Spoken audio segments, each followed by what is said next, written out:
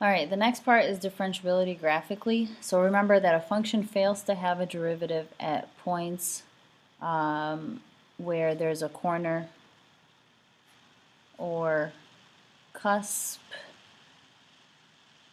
Okay?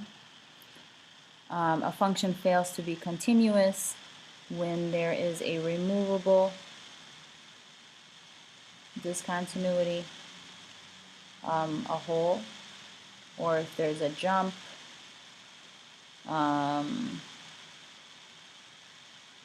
so in a piecewise function,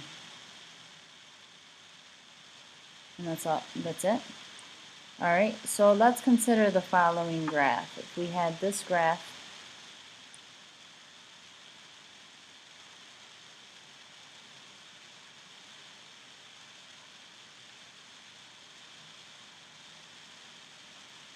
at what point is the function differentiable?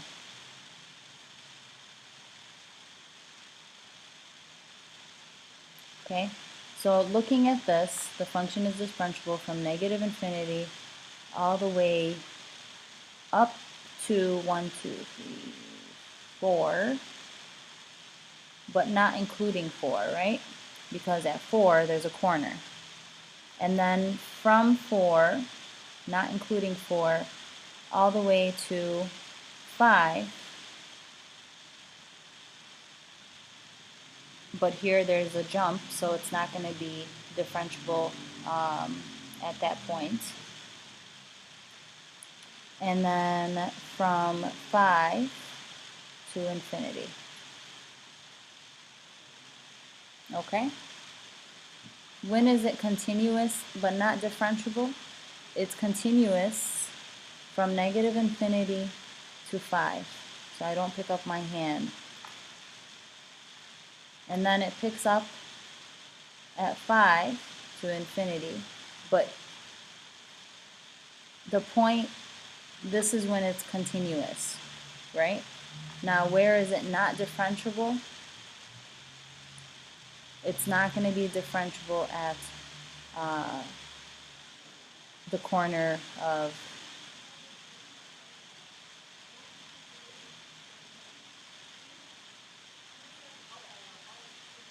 the corner of 4. Okay, now remember here actually I made a mistake. It is differentiable at this point 5, and I guess we can just not include it here, but we can include it here.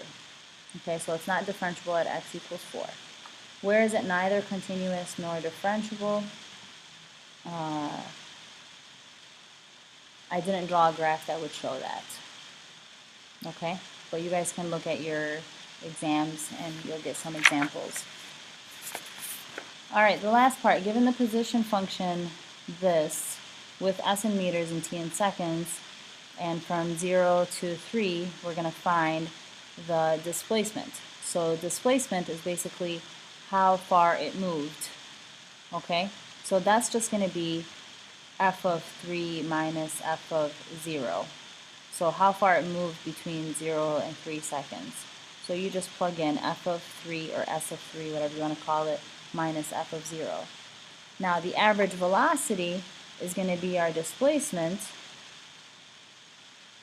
divided by the change in time, which is 3 minus 0. Remember, the word average tells us that there isn't any calculus to be done here. Now here, the velocity at the end of the interval basically means find the velocity of the function at 3. Okay, so first I'm going to find the velocity of the function, which it means find the derivative. So that's going to be 6t squared minus 18t minus 1. And now I'm going to plug in 3. It says at the end of the interval. So I want to find the velocity at 3.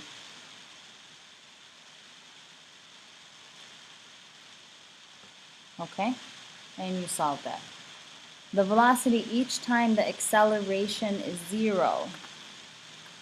So the first thing I got to do is figure out when is acceleration 0. So I got to find my acceleration function, which is the derivative of velocity. So acceleration function is 12t minus 18. And the question is when is that 0? You solve for that.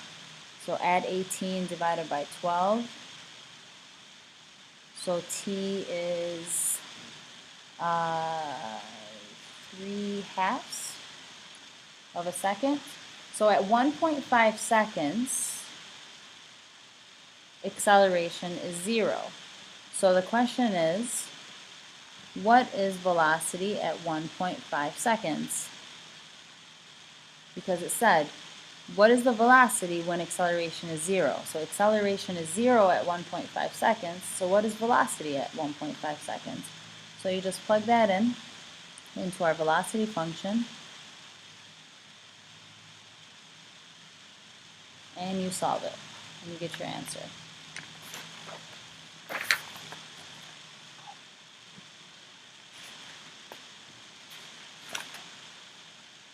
Alright, so this next example is exactly like the one from our notes.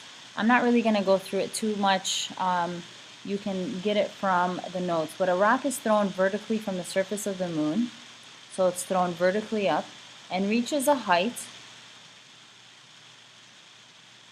of this. So our height function is right here. That's our position function. How long does it take the rock to reach the highest point? So the question is how long does it take it to reach that point? Now what we do know about that point is that our velocity is 0. So basically I can find what t is when velocity is 0. So I can find my velocity, which is 64 minus 5.2 t.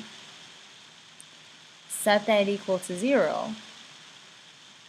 Solve it, and it will give me my time, how long it takes for it to reach that highest point. How high does the rock go? So now that I find my time from this part, which is going to be negative 64 divided by negative 5.2, whatever that is, okay, 64 divided by 5.2 seconds.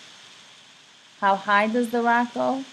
This right here tells me it takes it that much time to reach its highest point. So now I can use my position function and plug in 64, whatever I got for that, into my position function and figure out the height in meters. Find the equation of the tangent line to f of x equals 2 square root of x. Remember, to find the equation of any tangent line, you got to find the slope first at the point. So that means find the derivative, which in this case is going to be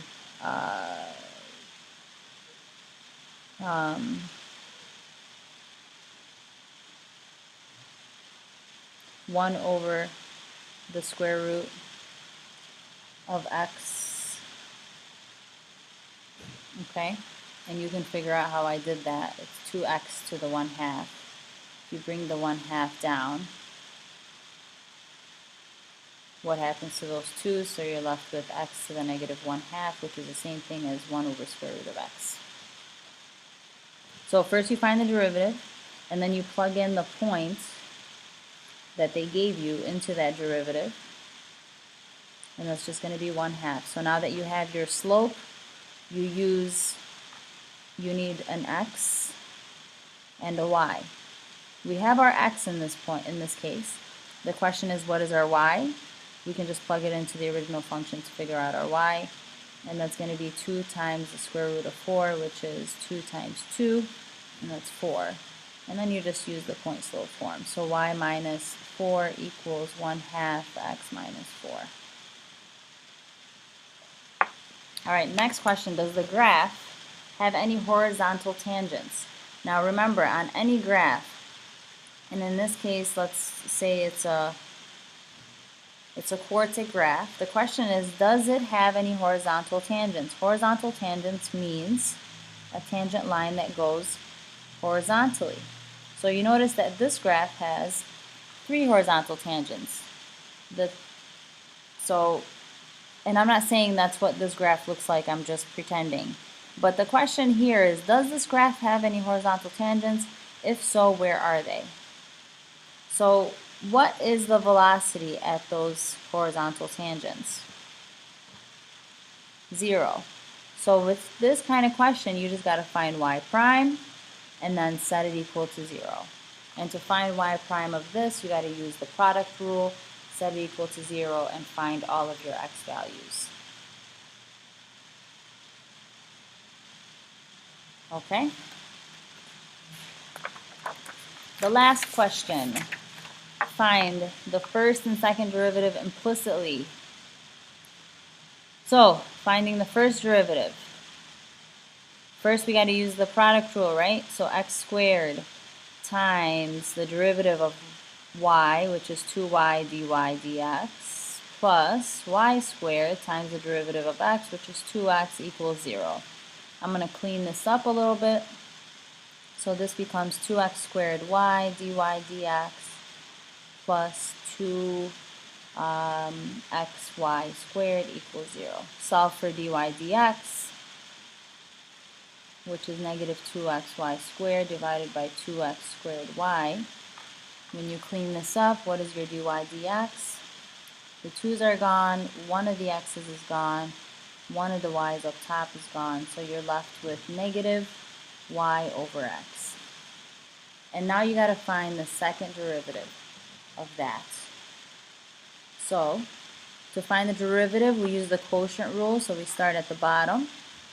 So it's going to be x times the derivative of the top, which is negative 1 times dy dx, minus, parenthesis, the top, which is negative y, times the derivative of the bottom, which is 1, all of that over x squared.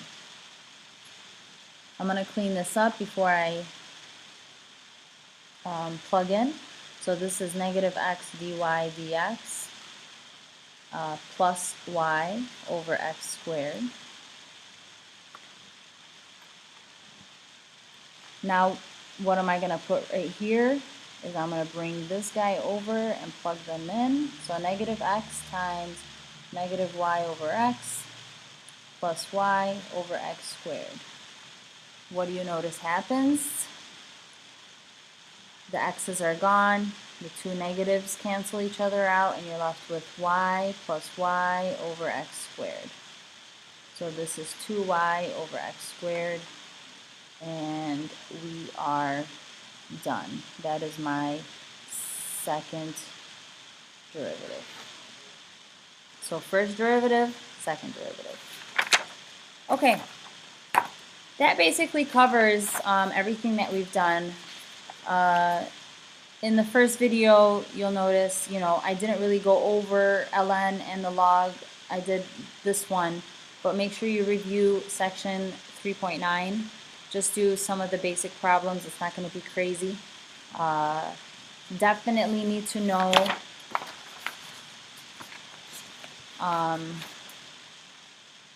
particle, okay, particle moving, and you definitely need to know when you're setting your velocity equal to 0 and why you're setting it equal to 0. And this problem gave you two very good examples. And for sure, finding an equation of a tangent line of some function. All right, enjoy.